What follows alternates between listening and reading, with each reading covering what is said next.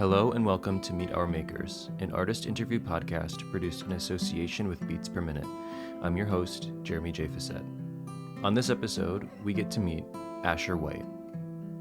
Asher White is a singer, songwriter, producer, multi-instrumentalist, composer, experimenter, who has put out many albums over the past few years. She's kind of a restless creative spirit. But I invited her here on the occasion of a very unique and special release, in my opinion, which was a full cover of Jessica Pratt's self-titled debut record. Asher covers the album from pole to pole, song to song, and does some really interesting things with it. And it was really fun getting to chat with Asher about the ins and outs of both what she did with the record, but also what drew her to this record, what draws her and continues to draw her to this record and Jessica's music overall. It sort of turns into a bit of a love fest for Jessica as an artist, this album, the songs, the melodies, the fabric of this record, and how kind of important this album is to both of us, but also to many people. We talk about a lot of other things. You'll find very quickly that Asher is a very conversational and personable person and was willing to kind of just shoot the breeze, which I love.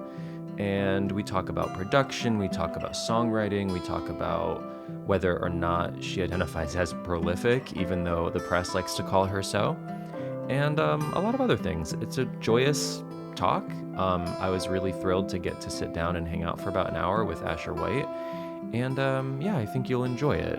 And here's to 2026. Thank you for listening. This is me meeting Asher White.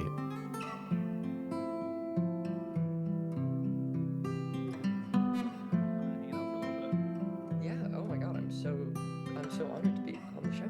Thanks. Yeah, I was excited to have you because we should say, I invited you on the occasion of this new project you have out, which just came out, maybe last week? Last week, 6 days ago, yeah. So I invited you here on the occasion of this brand new record, not even a week old, which is called Jessica Pratt, because it's a cover of the self-titled debut album by Jessica Pratt. That's right. Which is pretty cool because now we get to say things like Jessica Pratt by Asher White, which is kind of fun. Yes, totally. That's kind of fun. That's the main reason I invited you here. But literally, like, if anyone is familiar with your work, I probably could have invited you at any point because you're always releasing something. And I feel like you have so much work to dig through. I'm so far from digging through it. It's like the Bob Dylan Neverending Tour. Like it is technically just masturbation. Like it's technically indulgent, but it allows for endless commercial viability. It just you keep on creating PR opportunities for yourself if you just never stop touring. Yeah, and it's funny. And I would like to continue to compare myself to Bob Dylan. Sure. Also. Why not? Would like that on the record. Sure, yeah, that's on the record. Later on, I was going to compare you to the Fiery Furnaces. That's like way more meaningful to me than Bob Dylan. Do respect. But in more ways than one, because they are famously prolific. I mean, they released, I think, like 8 records in 7 years or something like that, and they were very long, complicated records. Yeah, demanding. And now we've barely heard from them ever since, which is sad. But I think they're cooking something up. But do you have intel, or do you just no? Get the sense? I don't. That's just my hunch. Well, Eleanor Friedberger, I feel like, has maintained she's done some solo stuff. She's done some solo stuff, which I really love. Yeah, and me to too. me, is sort of revelatory for the Fiery Furnaces stuff. You get to see that. Yeah. You get to recognize you get to subtractively understand what her role in that band is. Because for the beginning of their career, it was all Matt doing the writing, and Eleanor would come in and kind of give her like her vibes, I guess, or like sing it. Totally, her like and weird vibe. And then I think towards the end it was more of a partnership. I mean, Matt has solo stuff too, but it's very obtuse. It's troubling to me. I find it troubling. I find it generally troubling when siblings are in bands. I feel like that's creepy. And I know that this is dismissing a huge canon of bands that are beloved. But what I appreciate about the White Stripes is that they recognized that it's creepy when siblings are in bands, and they made it ambiguous as to whether they were siblings or married. or dating, and that was Yeah, like sort of that was like a running kind of gag, which is like, are right, we related or are we right. kissing or is it both? Yeah. Or is it both? Whereas like the lemon twigs have this weird like they look like they had like a lot of like fever. They like were giving each other fevers a lot as kids and were like sharing a bed and wetting the bed. Like they have What this very what do we make of the Heim sisters then? the Heim, yeah, the Heim sisters. I mean, they're just like the Powerpuff Girls, right? Like they Hmm, have enough of their own. that's Each of them true. has a like distinct role. You kind of forget that they're even Yeah. sisters. They don't much look like each other. They all like have Hmm. really distinct, beautiful faces, but very distinct from one another. On the flip side, I don't know if you remember Isley. The Isley brothers. No, no, there's a band from when I was in high school called Isley, and they were like, I think they were like four siblings and then like a cousin too, or something This like is that. this is before my time. Whereas the Isley brothers, of course, is pretty contemporary. You Yeah, know, I was, that's a very timely but reference, but they are not actually brothers. There's like two brothers, there you Ronald go. Isley, and I think a few others maybe. But it's like Yeah, at one point I think it was like six guys and maybe two or three of them are brothers. I could be right. wrong. This could be. Well, all of this I'd to also just. say, Can I also? Sorry, I know that you have like you're a like really no, experienced I love podcast a host. tangent. I love a tangent. No, no, this is I just want to start just get in before it's too late in the podcast and say that if you're listening, if we're recording this, we just got on the Zoom call, we're just meeting each other and it's very nice and there's a lot of momentum and the energetic exchange is sort of something that we're just figuring out ourselves. But if you're Sure, listening, you've heard the theme music for this podcast, sure. which and it's faded out Yeah. and you have just listened to a very sort of ominous, maybe even foreboding theme that is maybe like the type of music that plays in a Grey's Anatomy episode when like a child's found out that her mother won't wake up from surgery. Like you've heard a theme that's unusually to me. Do you know my theme? Yeah, of course. I'm a fan of the Well, podcast. thank you. I will say though, yours will be the first episode of the year, and I tend to change my theme every year. Oh my God. So the So bit doesn't even work. I could purposely make it ominous for you, It's I just guess. it's the theme that you've been using for the past year, which I should say this, and this is I'm also showing my cards as a fan, but it's very doleful, and it opens the That's me. episode. It's just a doleful guy. Mhm. It's Um, a it's very it puts me in a really particular mood, and then the the guest comes in, and you have such a dulcet voice, you know, you're Thank such a you. good soothing presence. But it makes me feel very kind of solemn at the onset of the episode, and then it's sort of the guests. It then lies on the guest's Mm. energetic charge to get me out of this lulled sort So of reflective what state. you're saying is I've been putting a secret burden on my guests to uplift the listener back to an It's energy, a state of energy. I've it never hasn't worked. Sorry, kind of bad syntax. It's always worked, but I'm sort of daunted by it because I I know understand. that yeah, I Well, maybe on the flip, I'll try and make this new one like perky, and then it'll be in line. yeah, and then yeah, it would be cool as for a prank you just changed it to something entirely, and then it makes me Mm. sound like I'm being really really fussy and like Oh, that's funny. I know I try to change it every year. I don't really know why. I guess because I make every piece of this show myself. So I'm like, why not? yeah, Why not? And also it's like in my mind, it's like a delineation of, oh, well, this is year totally. 6 or year 7 or however many years it's It been. it's nice in like Skins, the UK TV show. They did that every season. You know, would change I don't even remember the that. I watched the the first opening 2 seasons of credits. that. I think they changed the opening credits every year, which was really exciting. Okay. Like I remember the thrill of watching the opening credits and being like, "Oh, I haven't seen these clips before," Oh, okay. you know, and like I feel like a lot of good shows used to do that. I don't feel like they do that anymore. Like Buffy did that. Buffy did that. The Sopranos did it by taking out the shots of the Twin Towers after 9/11, which Oh, counts. damn. Um, Um, but yeah, so I try to do that. So I don't know what the new one will sound like. Listeners, if it is still ominous and foreboding, then this all tracks. If it's not, then surprise. yeah. But I appreciate that. That's kind of you. Ultimately, that's kind of you to say. Um, so anyway, let's get Let's into this. rein it Let's in. get into this. Yeah, let's rein it in. Let's rein it in. So Circle back. this record, this Jessica Pratt record. So we should say you also did just release a new album of your own material last September, Eight Tips for Full Catastrophe Living, which is what, 6 months, 5 months ago. That's not even that long. But again, you're someone who's released like 15 albums over the past 10 years or so in various formats and various ways. Um, is there any, can you pinpoint any like explicit engine or reason why you work as quickly as you do? Is it just like a eagerness to share what you've made, or are you just like restless with creativity, or like what do you think it is? Yeah, I'm really I have the sort of the opposite of perfectionism where I like want to sort of spit out my half my like half baked. Hmm. I'm like, look. Um, I don't know. I mean, I really like doing it. I like Yeah. really legitimately enjoy making work, and I in a really real way, it's the thing that I do to unwind, and it's the thing in Hmm. high school. It's what I did when I got home from school, and now it's when I get home from work. Like it Right. is just the way that I relax and the way that I sort of process the music that I'm listening to and the experiences that I'm having, Yeah. the crises that I'm facing. It like is just a sort of essential part of my life, and I just have really bad quality control. I'm not a good editor, so I'll just put out everything that I make. I think Yeah. um, uh, a savvier public facing artist would collect the best songs of the past 2 years and put out one album every 2 years, which I think is Right. actually probably what most superior artists do.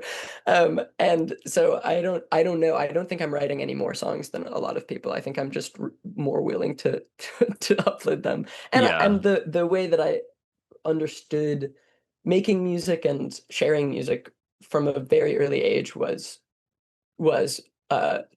completely remote from the like in industry or like the album rollout Yeah. context or like the etiquette in terms of what that looks like. It was like SoundCloud and Right. yeah, and like And then um Bandcamp. and then Bandcamp and yeah. Um and you like YouTube, it was like putting stuff on YouTube. It was really Hmm. like I feel like I've mostly found music through YouTube when I was a kid, and yeah, so it's totally informal and totally uh un unceremonious. Yeah. I So mean, that's just kind of out of habit. as a fellow DIY songwriter and musician, I relate to that because like sometimes, and I've talked about this before, whether here or just like on social media, but I've mentioned before that like every time I'm like readying a set of songs or an album or something that I'm very proud of, it's like almost done. Maybe I haven't even told anyone it's done yet or whatever, and I desperately want to not self-release it. Like I want someone to put it Yeah. out, even digitally, just like put it out, get more eyes Yeah. and ears, whatever. But then I'm like, or I could just like do it myself. Like there's a part of me Yeah. that's like, it's done. I just want to Yeah. post it. Like I try to wait every time and it never works because No, mostly and mostly because no one says yes within the like very limited time frame I give myself. But then like you have 2 weeks. right. But Yeah. then also Yeah. like I'm just excited to share things and like it's just is the way it goes now. Do you locate in yourself a neuroses about it expiring on you? Maybe like I'm it's still so fresh that I want to get it out before it spoils, I guess. Right before it cools off, and then Before you're I like, sour oh, on it. Yeah. right. Yeah. And there, because there are Yeah. times, the other upside of being a DIY label-less artist is there are times where like 4 or 5 years later, I'm like, yeah, I'm gonna delete that one. Like, Right. Well, that's what I was gonna ask is like what's the oldest plate of food? I'm really gonna continue the analogy of sure. No, serving let's dishes. keep the metaphor going. Totally. What's the oldest plate of food that's still delicious to you in your inventory, in your Right. fridge? Right. Like, Um, is there stuff from like 6 or 7 years ago where you're like, oh, I was correct. This is good. I mean, so not to hijack this and start talking about myself, but there is, I think the oldest album I have up on Bandcamp is probably about 6 years old. Yeah. Um, but there have been other little things before and after that that I have taken down, that I have been like, Right. I Yeah. thought this was cool in the moment and I'm kind of over it. Not Yeah. And then recently, but yeah. in the Yeah. So, I mean, past. same, of course. And Yeah. I delete it and I'm like in my fantasy I delete it and then like my phone is flooded with texts being like, Where'd "No, it go? no. We were streaming that on Bandcamp all the time. And then We it just were stopped playing. No, don't take that 9 minute drone piece you recorded on Right. cassette from Right. 2015 down. We That was so good. Yeah. No, That was so revelatory. I've definitely had that experience of yeah, like hopefully hopefully it matters that you take it down, but for me it never has. But like I haven't done that recently, so the past 4 or 5 projects I've released, I definitely have kept up and I stand by. Um, but it's an interesting thing because I think you're right that like or you're most likely right that a lot of artists do write 5 to 10 songs a year, but they might think they're trash and they throw them away or they save them Right. for a later project. Yeah. And so when someone comes out after 4 years with a record that's 42 minutes long and it seems so succinct, it's like, well, what aren't you hearing? Yeah, what's the And yeah, I don't mean like Tori Amos B-sides like Glory. I mean like what is on the cutting room floor? Like what are we totally. truly not hearing? It's just an interesting thing because yeah, you don't seem to do that. Like, do you even have like whole projects that you have never released? Yeah, Okay. I technically do, but Okay. yeah, but but they will be like They I don't will know. be. They will be. I'm just pressure. I just don't. I'm I don't trust myself to write enough good songs to throw anything. Like if I write a song and it's bad, I'll just make it good. Like I'll work on Fair it until enough. it's good. Yeah. And like even if that means like giving it like facial reconstructive surgery and also leg lengthening surgery and like completely like I'm It's down to completely unrecognizable. yeah, but like it's really hard for me to actually discard something. Yeah. So like that's the other thing too is that it's like if I have a group of songs that I don't think is very good, I'm very serious about making them good. I'm Right. like then going, you know, uh, analytically and spiritually, why is this not working? Yeah. And trying to make it work. Yeah.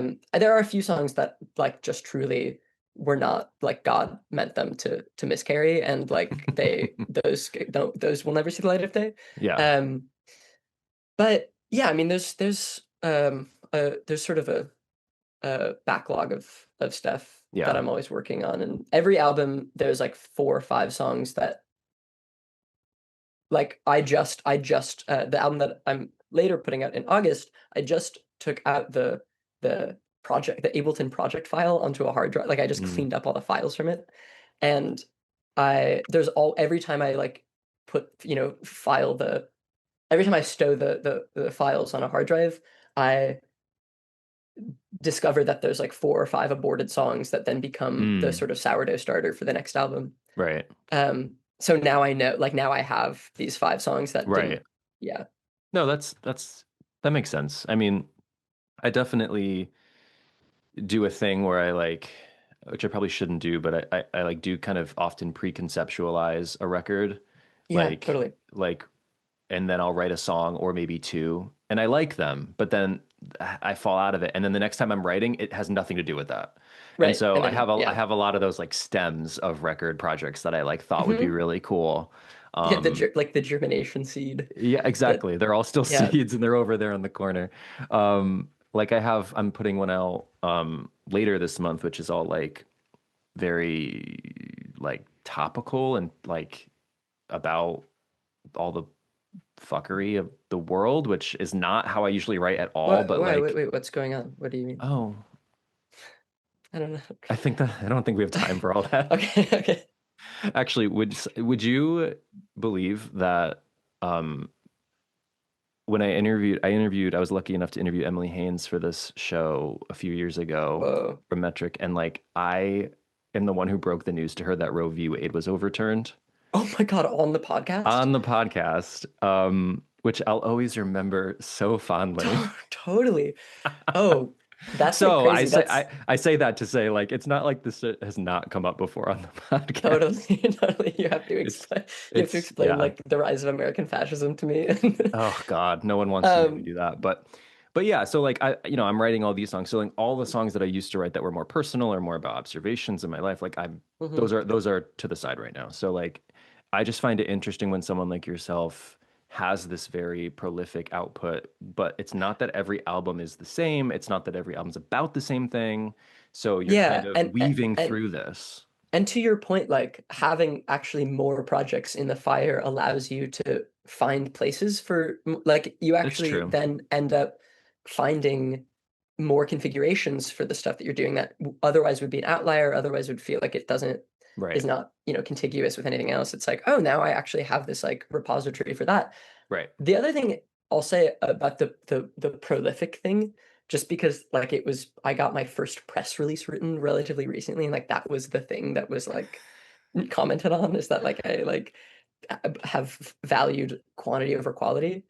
Um, and I'll say that also I feel like in the this is not true in the noise scene, but this is true as I've begun to become familiar with the Brooklyn, New York City indie rock scene, Hmm. is that people are very daunted by recording and Mm. like recording and like producing an album is sort of that is like obviously a financial hurdle. It's always been a financial hurdle for me, which is why I've always just done it on my computer alone. Yeah. And like the thing of like it having to be a ceremony and we have to book time in the studio and we have to raise money for the thing and like that actually on a totally logistical level it keeps a lot of people I know from being prolific. Yeah. And were they to record it in their bedroom, even like a version of it, Yeah. without the drums or something, like I really think it would sort of aid that thing. I feel like the minimum threshold financially of recording in a studio with a band is like so prohibitive. Yeah. And I've like basically just sort of committed to not going that route, which I think allows the illusion of like, oh, she's like in the stew doing all this stuff. But it's really like it mostly happens at my like at night, Hmm. like in on Ableton. Yeah. Um, yeah. And Yeah. then like I have a studio in Providence that I go to record drums and stuff. That is just like a room in a basement. Right. That But I you play the drums anyway, Yeah, I right? play the drums Like you're and the not studio's hiring like session players. no, and the Right. studio's $100 a month. So it's like very My easy. goodness. Yeah, 150 Wow. because of inflation. Yeah. Um, but so it's like, I think if uh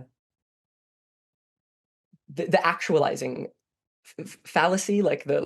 the like making it happen thing, I think is very can be very intimidating. Yeah. But it's actually much easier to make an album than I think people assume. Yeah. So Jessica Pratt. Yes. Let's start at the beginning. So for those who may not be aware, Jessica Pratt, sort of a beloved indie folk singer-songwriter, came out of the 2010s, is still totally active, released a great album last year, year Yeah, before, 24. Yeah. 24, year before. Um, but this is her debut self-titled record. And I'm curious if you do remember like when you first heard her work and was that this record? Yeah, it Okay. totally was. It was yeah, it was 2021. Okay. And uh it must have been the uh, what record is this time around? Oh, this Um time around isn't it the last?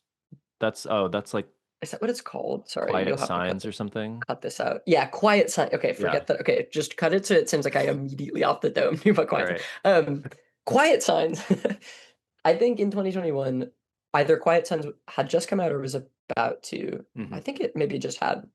So she was on my radar, and I think I don't know how I found the first one. I think I was just like the Quiet Sense maybe starts with a piano instrumental, Hmm. which can sometimes sort of dissuade me from listening to a record. Um, I don't know why. I think I wanted, I probably was in an emotionally very sort of confused uh, place and felt that there was no space for silence and interpretation. And Mm, I wanted like very substantive, instant, fibrous, like earthy, good, hearty folk music. yeah, Um, and found that first album and was really attracted to its simplicity. And at the time, I think I was working on a record that was incredibly uh, overproduced and sort of myopic and insane. And I think it was at the probably I was 21. It was during COVID. Um, but I think it immediately registered to me as a really, really profound object, like this yeah, record, as a incredibly substantive artifact of like content, like yeah, not in the pejorative term content, but sure, like just like there is a great deal there that's like incredibly rich with ideas. yeah, Um, Even though it's really, really modestly recorded and made up of two elements, guitar and voice, and um, the performances are imperfect, and there's all sorts of flub notes and stuff. mhm, And um, I think I recognized it to be uh, I recognized it to be a document of just like very, very complex and good songwriting. yeah, And I'm for very sure. attracted often to like, I don't know, I got into music through like Autechre and like Mm, Boards of Canada, could not be and more different. right, and is like sort of like about trickery and vibes and ornamentation and and Yeah, um studio as instrument, that kind of yeah, thing. studio as instrument and also Yeah, like illusion and stuff right. and pyrotechnics.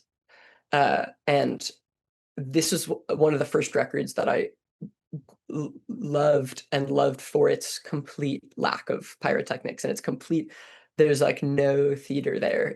Yeah, It's I mean there is theater in the songwriting in that it's evocative and sort of allegorical and right. referential and stuff, but the music is presented to you as plainly as it possibly could be. And so the transcendence or the immersive qualities of the music is just like it's self-evident, like it's just the actual songs, like Yeah, they're just good. they're just good. I mean, it is. I remember when it came out. I don't remember like where I was or whatever, but I remember when it came out and there were reviews coming out for it, and everyone was like, "It just feels like it beamed in out of nowhere from another era." Yeah, And it kind of does. There is yeah, something very like at the time it felt like we had excavated this document from decades earlier, yeah, brushed it off, and we're listening to it, which partially is helped by the modest recording, as you say, but like even just the tenor of it, the tone of it is so old fashioned, but not in a kitschy way, not in a campy yeah. way. It's not put N- n- upon. nor in like a um particularly nostalgic, like self-consciously nostalgic way to me. I think a lot of Right. like I'm very sensitive to retro fetishism stuff Hmm. in music. I think, it can veer not obviously politically, but sort of spiritually towards like a to me, there's not a huge leap between like, don't you wish the 70s were back and like make America great again? Like Right, what, right.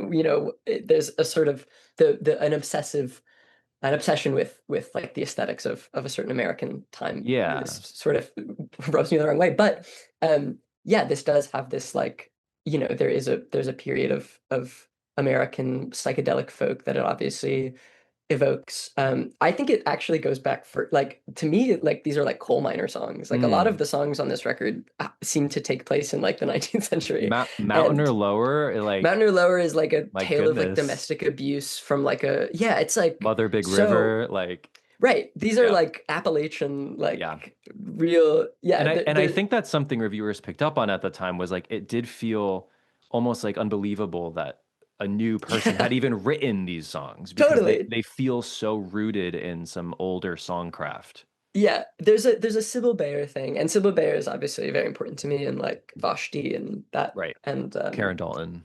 Karen Dalton and stuff like Yeah. that. Yeah, or Connie Converse. I feel like Connie Converse is maybe even the most relevant because she also has this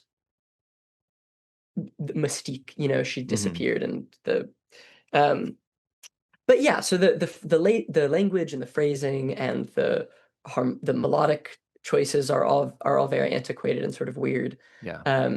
And of course, I think Jessica Pratt at the time was, it had been recorded long before it came out, Hmm. and the like the front cover is really weird and like sort of It's also haunting, very and striking. Yeah. yeah, it's like immediately sort of like, oh my God, Yeah. um, this is like someone with one foot on the other side, like, Yeah. yeah. I So I remember playing this record for a friend of mine at the time who was totally into this kind of thing and had not heard her yet. And I played it for her, and I think we got through like Hollywood, and she was like, "I like this. The guitar playing is really girly." And I was like, "I don't know what that means, yeah, I don't know. sure, maybe, I don't know." But I do maintain, and I've had some hate from this a little bit from my fellow writers at Beats Per Minute, that I think it's her best record. I mean, I think it's my favorite, it's my personal favorite of her four, and I like her canon. I yeah, loved her last record a lot. I don't know, there's just something about this record that has kept me coming back for the past 15 whatever years. I don't know. I yeah, to me it's the most consistent. To me it's the one that has no skips on it, which is Mm, why, I mean, it actually does have a skip. Because do you know this theory that every great record every perfect record, the difference between a great record and a perfect record is that a perfect record has a skip and a great okay. record doesn't have any skips. Okay. And the immediate examples you would give are like Harvest by Neil Young, Mm, obviously Man Needs a Maid. Like okay. you can basically name every great record in a group of people and they'll be like, there is this, we all know what the skip is on that one. A Okay. Thriller by Michael Jackson, obviously The Girl Is Mine featuring Paul McCartney. Um, anyway, the uh it to me it's the most consistent. I think there are higher highs Mm, on on Your Own Love Again, but there are also some lower lows in my opinion. I don't know. It's the one that does feel there's and I obviously hesitate to use this word, but there's a purity to it. There's like hmm. a completely um yeah, there's like this strange unwavering intensity, Yeah. and every single moment feels like dire and sacred, Yeah. in a way that the other albums I think have moments that are maybe more immediately head turning or more hummable, Right. um, and uh, there's certainly no shortage of perfect songs on those records either. But Yeah. there's something about this one that is uh, it has a quality that can't be named, perhaps. That's true. So, do you like, was there like a moment or like a light bulb kind of moment for you when you realized you wanted to try to record this whole record? Or did you have like a song covered and you wanted to try to do the rest? Like, what was the impetus for this? I remember walking around like maybe in 2021 or 2022, and being like, God, I know these songs so well. Like just like singing all of the harmony parts on those records, which Yeah. are on that record, which is really weird. Like the harmonies are all super, super bizarre, um, all over that Hmm. record. And I remember singing them being like, damn, I know that, like I really know this. It would be fun to yeah, it'd be fun to like, well, I also felt in the way that only like a sort of psychotically obsessed fan can feel, like I felt like I had tapped into a a understanding of the record musically that no one else was having. This is Mm. like really this is sort of schizophrenic and self-congratulatory behavior, but also I think it's pretty commonplace for many music listeners. But I was like, I think the record, I remember trying to play it for people and everyone was like, this guitar playing so girly. No, everyone was like, I remember trying to play it for people and people finding it to be one note, or people maybe Yeah. writing it off. I Yeah. think, and this is also due to sexism and misogyny. I think people can often, when it's girl singing and guitar, people go, okay, this is Yeah. for a coffee shop, or like, or at least just like But this when is it's for Bon being Iver, cozy. it's Yeah, the yeah, start of a new era. totally. But yes. When he picks up that vocoder, oh boy, I just my my ears perk up. Um, no, I think it's easy. I think there's a world in which you hear the original Jessica Pratt album and you go, okay, this is an indie folk record. This is a Right. sparse and melancholy indie folk record. And there was a point where I had listened to it so many times where I was like, no, no, no, like every song is a genre unto itself, and Hmm. like every song is profoundly and even though they're all in standard tuning, Mm. or as far as I learned them all in standard, they're all generally pretty similar, like uh in terms of like the chord shapes and stuff. Yeah, the keys, yeah. Um, yeah, and there was a point where I was just like, oh my God, every single song is like its own, like absolutely vacuous wormhole that just like sucks you into and is completely discrete from every other song. Yeah. Um and like this is actually like I was like listening to it and being like, this is a greatest hits compilation. Like these Mm. actually are just like these songs that are, the only way I can understand them is that they're just like a collection of really, really perfect songs that she Yeah. has written over the whatever. Yeah. Um, and so it occurred to me that I was like, oh, it would be cool to do like each song in a different style, or like I did at one point. It occurred to me that I had various uh speculations for each for each song, and then over the past year or so, or 2 years, I when I perform solo, will cover like Streets of Mine or like Half Twain, Hmm. just because it's like a beautiful song and Yeah. it's nice as a break from playing my own songs. Yeah. And it's easy. It's like very easy to play, and the reward is enormous. Like it's an Yeah. outrageously beautiful song with which requires very little effort to make happen. Yeah, I mean, thinking about like, because I mean, I've listened to this record so many times that I might not know every single word because some of them are a little obscured by the recording or the Mhm. pronunciation, but I generally do, and so singing along to them feels special, and Yeah, there's like a real beauty to just singing them. So I would imagine, playing a song like Half Twain the Jesse or something like that, or Streets of Mine, or Titles in Exile, or something that has her flair while also being extremely sparse. There's something yeah, very moving about the shapes that her songs make, if that makes totally. sense. And I'll say that, despite sort of pushing against, I think the common descriptors that are lobbied at her in this record, it is a deeply lonely record. Like Yeah. there's a really, really profound sense of aloneness that is captured in these Yeah. songs. I remember, I Um, think it's the Pitchfork review said like Midnight Wheels has the saddest O's that they've ever heard.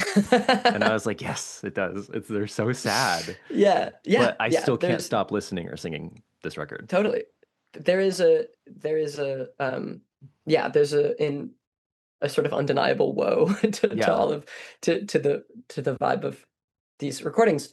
Even when the songs are sprightly, there's like a woe. But Yeah. um, so that obviously is something that I think was a good key for me into that. Like that was definitely a portal. My experience of making music is um, very reliant on solitude and sort of monastic, and Mm. um, uh, and I would say I'm a lonely person in some ways, as we all are. So yeah, the process of like accessing these like loner anthems, Yeah. and these like weird girl uh, paeans, is definitely, it's therapeutic and it's comforting and occasionally like ecstatic. Yeah. So I mean, you felt like you before you went into making this project fully earnestly, you felt like you had this sort of true understanding of this record, of the nature of this record, of the shapes of this record, Or at but least a unique one. or Yeah. at least a unique one. You had Yeah. Yeah. a One that profound at least, perspective.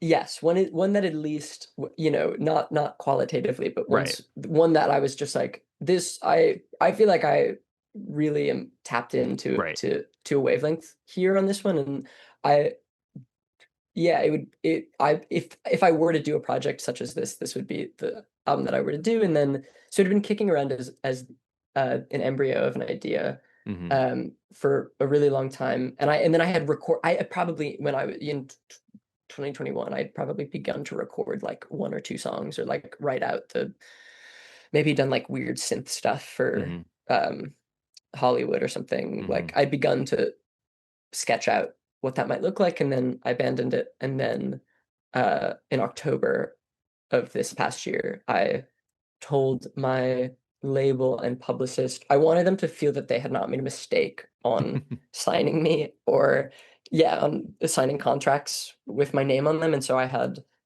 told them at a dinner before a show that they were like, well, do you have like a single that you could put out maybe this coming winter, just to like, because, and I was like, a single?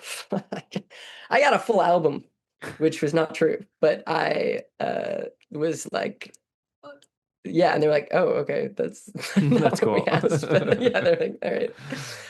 No, and the publicist Tom Avis, who's like amazing, who's like unusually, he's like just the most talented Hmm. guy in the world. I was like, oh, I actually know Jessica's partner. Like, I think, and I met her. Like, I think they would think this is very funny. Yeah. Um, like, send it to me. And I was like, haha, okay, yeah, I just gotta export. I gotta like mix it and export it. Yeah. But you had to Bye. make it. And then I had to make it. Yeah. Yeah. But maybe that Uh, constraint was kind of useful though. yeah, totally. I Yeah. mean, yeah. Yeah. And it is the type of thing that had I made it before, I would have made it in 2 months. Like it's not the type of thing that, I mean, that's kind of how the albums go generally. It's Yeah. like, yeah. Um, so yeah, and then they were like, okay, we'll put it out in February. And then we did. Yeah. I got the email maybe from Tom announcing it. And he was like, can you arrange a news story for the Needle Drop website? And I was like, sure. When's the embargo lift? And he was like, oh no, it's out. He was like, it's Yeah, yeah. it's out. We're ready to go. I was like, okay, great. Yeah, Um, I was sort of I kind of want I'm like I hope people recognize it's an in-betweener, it's a mhm, stopgap. yeah. Um Um, yeah. so despite having this kind of constraint on recording it and this sort of what you felt like was an understanding of this record, what I'm curious then what the trickiest song was for you to get right, whatever that really means. But like, what was the hardest one to get through? That's such a good question. The You should do this for a living. Well, I don't get Um, paid, so I don't think it's for a living, but you should do this for passion. You should yeah. dedicate an inordinate amount of your emotional and intellectual energy towards Yeah, this, after even if after I'm it, done with my like three other jobs. yeah, even if it's fruitless.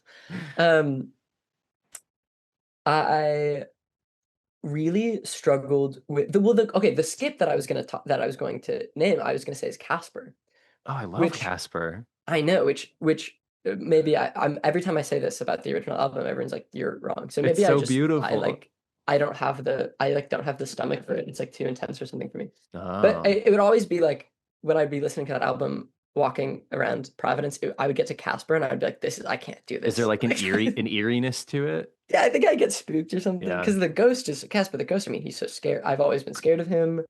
And Providence is very haunted, H.P. Lovecraft stuff. And I think when I heard Mm. her say, the song name is Casper, she doesn't say it, but Yeah. it's there. And I'm like, what if I see Cat? What if I see him? What would I say? I don't know why I always presumed it was Casper, Wyoming, Oh, that's really interesting. but I could be making that up. Which is also sort of scary to me. I suppose that's true. And that song also is a little eerie too because it is one of the more kind of tattered songs. Yeah, yeah, And like some of the syllables in the words are more swallowed and I like don't know what she's saying yeah, sometimes. yeah, Which actually is interesting that you covered it because I've long wondered like what is she really saying in this line? yeah. I mean, all of the lyrics that I used were either I transcribed them sort of evocatively and Hmm. being like, and knowing that also I would slur them. Like, Right, so right, not right. like some of that I was like, I'll make the Yeah, sound that she does. right. And like, Fair and then enough. some I were like whatever, what was online, which I actually sort of regret doing because I sort of think that's like There were some where I was like, I really want to say words and I don't know what to do, and I just used what I could find. But in retrospect, I feel sort of that that was a bit of Mm. a cop out, and I sort of wish that I had written translation, like phonetic translations, more precisely. But Casper, I was the song that I think I just struggled with as a song itself, and was really difficult for me. It also, knowing that it's in the middle of the record Hmm. and that there aren't any instrumentals on the record, and I tend to get tired of. I felt like I was really, because I had worked on it so much in such a little time. I was like so exhausted by my own voice, Did you ever consider and making it instrumental? oh, that would have been interesting, Like mimic the melody instrumentally? right? I don't know. No, that's actually, you know what? I'm gonna see if they can, if we can take the album down, We're just gonna leave or the like stem up. Simlish. Oh my God, Um, Simlish, that'd be funny. but oh, I was like tired of my own voice, and I was like, ugh, and I don't know how to sing over. And oh, I decided that I was like, okay, the only way that I can do this is to like make it like drone metal, Hmm. like really go super super dark with it and super abstract, like completely Yeah. completely explode it. Um, and I don't really feel like I don't know how my voice works over that sort of thing. But my very good friend B Clark, whose album we've been recording music together, like or songs that she's been writing for almost a year in Mm. Providence. And I'm just like completely enamored with her voice Hmm. and like and her songs as well. But I just sort of knew that if I like called, she has a studio in the same like big mill building that I do in Providence, and I just like knew that if I called her in, she would just like do a sort of spellbinding and like immediately awe-inspiring job. And I was correct. Mm. And yeah, that was like the last, I think that was the last song Okay. to come together. And the first time that there's been like a non-Asher lead vocal on an Asher song, and Yeah. that felt very good, and it's sort of a relief. I'll say the other song that I probably sweated over the most was Half Twin, because it's the only one that is not um an arrangement. It's just the it's just an iPhone recording of, Oh, okay. yeah, of me Yeah, playing the song. I was actually, yeah, I was gonna ask about that one, and also slightly lesser, but Streets of Mine and Titles in Exile are all three of those are kind of the most stripped back, and then Yeah. Half Twain is, I think, the only one that's just voice and guitar. Is Yeah, that it correct? is. Yeah. Yeah, So that's the like, only one that I did in the original style of like right, nylon string voice live take, right. like just do it a bunch of times. And it's I'm just not very good at guitar, so it took me a really, really, really long time Well, I to guess my question is then, how did you decide to reinvent songs and then not to reinvent other ones? Like, what made you not want to mess with Half Twain the Jesse? it's one that just is sacred. It felt sacrilegious with that song. I think because the guitar part is so so splendid. Mm, Like it's way that that the way that it unfurls, and hmm. the original recording is it's just so like that's the one where you're like Yeah. this, I do there think is it's my no other. favorite song on her record.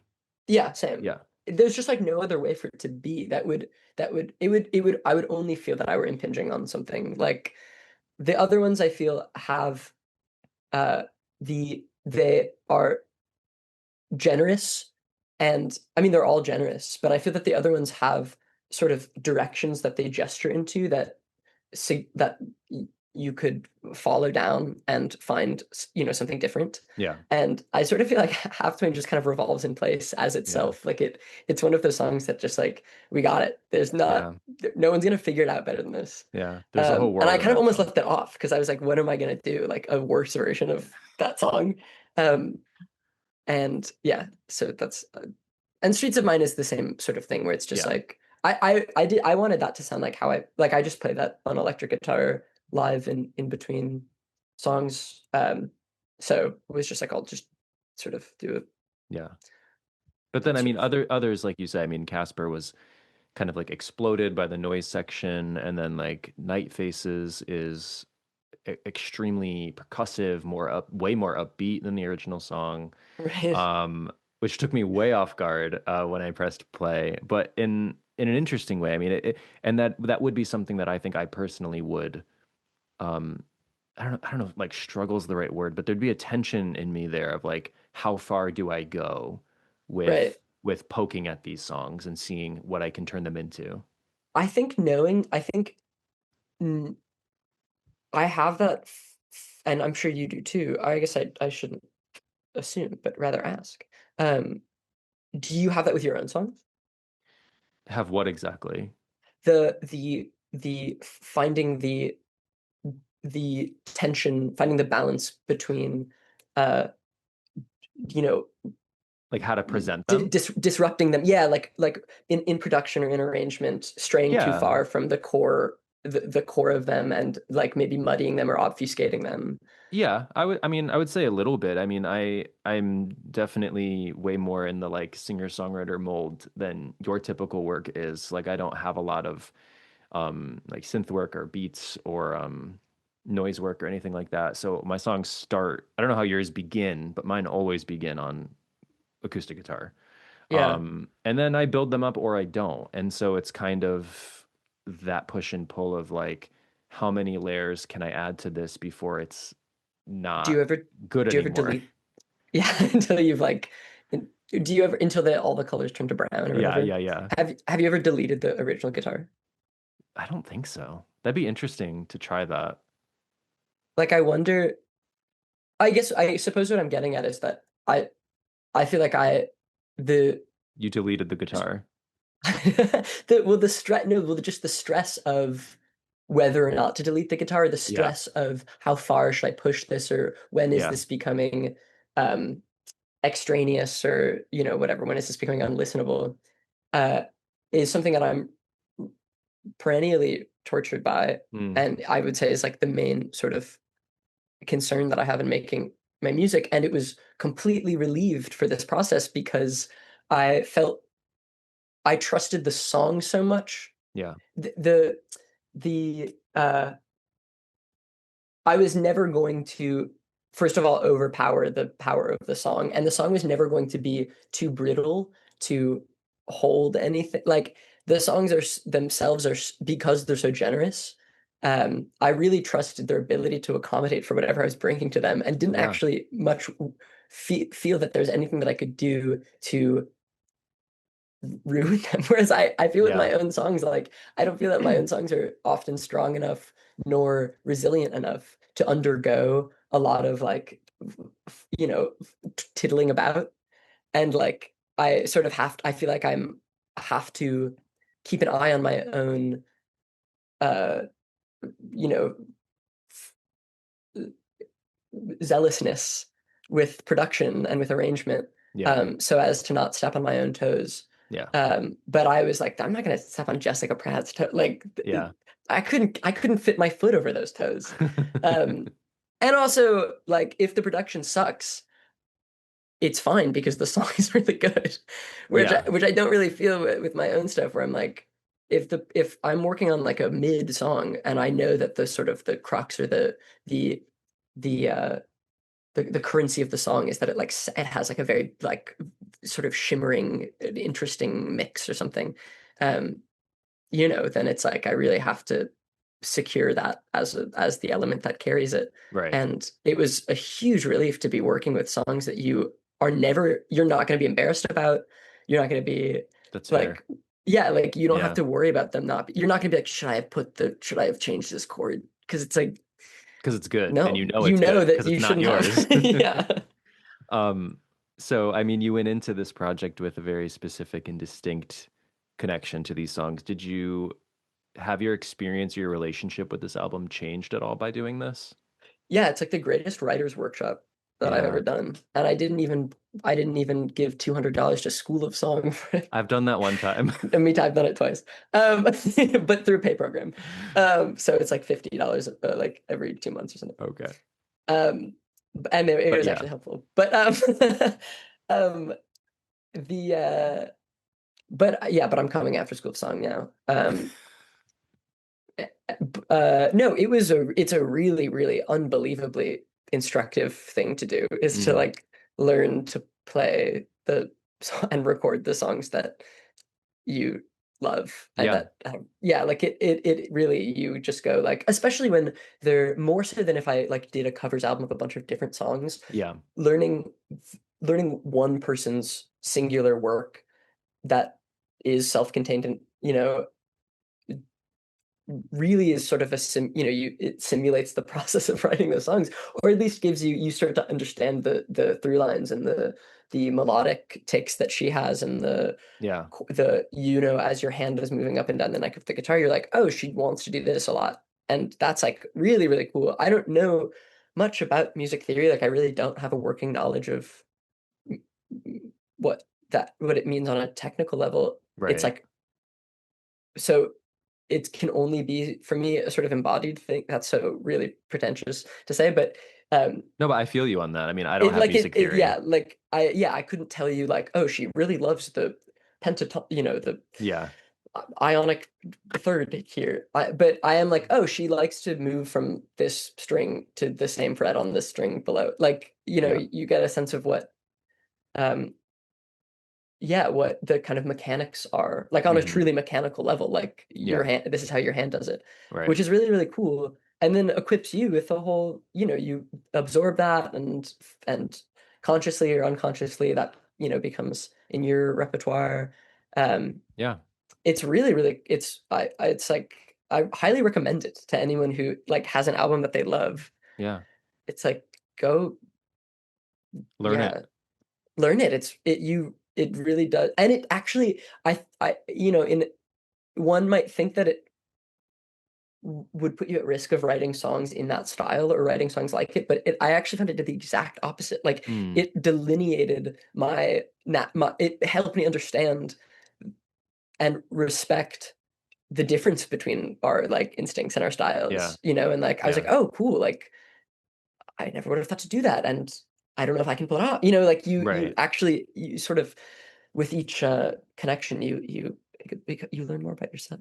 Yeah. I mean, I will say for me anyway, one of the things I do when I'm having writer's block is look up tabs and try to cover songs I like because it's Yeah, just like a fun way to keep the muscle moving.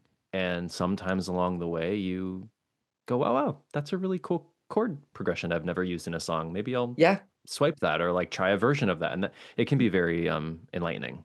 I feel like, yeah, or like you make a mistake, but you're like, that's sick. Like I feel like every interesting chord I've ever played, I like was trying to play a different A chord, different a Judy chord. Sill chord or something, and Yeah. like just was on the wrong Yeah. string or something, and I was like, oh no, that's it. Yeah. Um, Yeah. I know she's quoted in the press release, but have you heard from Jessica about this? We exchanged some emails, and she was That's nice. very unbelievably gracious about it, Oh, and that's and nice. I think she also just thinks it's sort of funny, like Yeah. um and gets it, and Yeah. yeah, she was really, really Because like very, I very don't sweet about it. I don't know what her relationship is with these songs anymore. Like I don't think she really plays them. No, and So she was 21. yeah, I did the math, and like like, because I was like, oh, you were which means they were 25, and written when she was a teenager. no, she was 25 when it came out, Okay, and she okay, wrote them okay. when she was, because I thought that I I was thought gonna that say, I discovered this doing like right as like last week, where I was like, oh, am I 20, like I'm 25, and I was like, am I the same age that she was when she made these songs? yeah, But I think she was actually younger. okay, She was 25 when they came out, okay, um, but yeah, this is all to say I think they're not on like the tip of her tongue in the same way. right. I did invite her to come surprise us, but she is busy. Well, I feel like she's very, that would be insane. I Like know. Maury. Like, Yeah, let's bring out Jessica yeah, Pratt. here's the baby daddy. Um, I mean, I was really daunted initially, actually, because she is a sort of elusive figure. Yeah, Like I would say, of the sort of indie rock darlings of the past 10 years, she's someone who's really uh m- made has been very, very selective with her press, and yeah, for has sort sure. of established herself as a sort of harder to get a hold of Yeah, figure. Or there's just like a lot of mystery, and the music, I think, is mysterious, and the statements that she gives about it are all sort of opaque, or just yeah, brief, and um so I was sort of like oh, is she like going to be like austere Yeah. and like serious and um yeah, and like intense and Yeah. not, open to this sort of like fuckery? Like, is she gonna think that this is like shenanigans that I'm doing? And she actually very well might. Maybe she was just being super polite about it. But Either I way. got the sense that that she's like a- actually an absolute total sweetheart Yeah, that's and like good. funny. Yeah. I don't Yeah, know and why, we have but I some. do I do get the vibe from her that she has quite a sense of humor. So, Yeah, totally. yeah. Yeah, and we have some mutual friends that I was able to like name drop in email, and I feel like I felt also worried about the like, do I seem like a sort of like dewy-eyed, like salivating, like, Sycophant. yeah, like this I seem just like It, yeah, a it'd be easy to fangirl. lapse into, so I'm glad. It doesn't seem Um, like you're actually coming off that way, so that's good. I hope so. All right. Well, the new Asher White record called Jessica Pratt, which by the way, love the recreated cover art. Very It's funny. It's very yeah. funny. It's very good. Um, That was as much to me. I mean, like, and you said this a little bit at the beginning, but like Jessica Pratt by Asher White, it was like my selling point. Like, yeah. that's almost like it's cool that I did it and all, but to me, that like there's a sort of the bit of it is like, you know, a pretty major part of it. Yeah. I will say that the two times that this has been done that I've been aware of, actually, this is the mutual friend. I'll name drop him publicly. Is Riley Walker, Mm. who an amazing guitarist and singer-songwriter, who did this with Dave Matthews Band, Oh wow. I didn't know the that. Lily White sessions, like 4 or 5 years ago or so. The only one I could To think of was Dirty Projectors doing Oh, Rise Rise Above. Above. Yeah. Yeah, It's not common though. no, and someone did it with and I'm looking it up so that I can just say, We're doing some um, research. yeah, and then I'll let you go. I'm sorry that It's I'm fine. who did it? Which album are you trying to find? That was Pure covered. Bathing Culture. Do you know this Okay. band? I've They're heard not the a su- name. they covered Hats by the Blue Nile in Oh, full, really? which is one of my favorite albums also. Yeah, And that's I a great remember them record. and I think when I got into it in high school, and I remember thinking I'm gonna cover this in full because it's one of those records that people that you can imagine people dismiss. I mean, not like, if you're on like whatever, rate your music or Yeah. Reddit or whatever, but I could imagine my parents being like, "Oh, what is this 80s schlock? Like, Yeah. what is this adult contemporary?" I And mean, those songs yeah, are but really, it's really good. good. Yeah, yeah, exactly. And I remember maybe because I played it for them, they're like, "Turn this this off. This is so Yeah. what is this, Kenny G?" And I remember being like, "No, I'll show you. I'm gonna cover these songs, Yeah. and you'll hear that they're really good in different forms." Um, so someone else beat me to it. Hmm. And I wonder if I they knew about this because like I do really like that record. I'm wondering if I filed that away in my memory somewhere. it's cool that they did that. That's the only other Yeah. thing that I can think of is Yeah. just doing it song for song. Yeah, and I mean sometimes people cover their own albums like years later, but that's not terribly common either. Right. So Yeah. yeah, it's a neat, yes, slightly funny, but like very earnest, I think, project that you've created with this. And it's also Thank like you so much. really lovely. I mean, it's like That is nice. I'm really glad that it resonates with you as a and that I adore that record. I didn't realize the extent to which the record was particularly important to you, the original. And so I'm really and so to get another true JP head being like, Yeah. I love this record, it means a lot to me, and your version is okay, is very like that to No, me is very it's meaningful. very it's very good and I think you do really interesting things with the songs that like I or many people would never have thought of. And I think it's interesting to hear it now this many years on through this sort of like new prism. Um, and the songs are timeless. They're truly timeless. They really, really are. I mean, we mentioned that it feels like they came from a prior time, but they could come from any time. Yeah.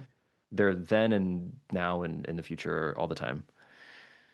It's a beautiful record. So I'm glad that maybe you're gonna cause a resurgence of love for Yeah, this in the record record. itself, that's the best thing I could hope for. Or maybe Yeah, a resurgence of people covering Jessica Pratt or covering Jessica sure. Pratt by Asher White, which I think Oh could be my cool. God. Maybe Jessica Pratt should cover Jessica Pratt by Asher White.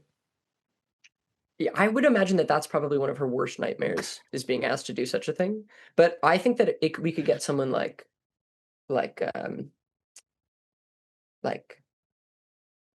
s- like a spoken word, like you know the William Shatner spoken word stuff. No, We could I get like don't. William Shatner in his later years, he's put out Oh, a number of spoken I word didn't know albums. Oh, that. I oh know my like God, Jeremy, you'll love it. Jewel does that. Yep, We could have Jewel do it. we could have Jewel do it. It Also, also maybe it becomes this like thing that like newer musicians have to do. It's like a gauntlet. to earn their stripes. Yeah, yeah, yeah. Lil Nas X is younger than me. He can do it next. I hope you know what? I'll text him. Okay. Yeah, I'll Tell say. him we hope he's doing well. I think he's fine. Okay, good. I hope so. All right. Well, let's end it there. Thank you, Asher, for hanging out. This was a Oh, joy. my pleasure. Yeah, this was so fun. Yeah, thank you, and I'm thank you sorry for for coming the for your record. old theme song. No, it's If it's a new fine. theme song, just cut that part out, you know, like I might leave it though, just for fun. okay. Just to show what I'm really We keep it real here. We keep it as real as totally, possible. totally. All right. Okay. Thanks, Asher. Take care. God bless. Bye. Bye bye.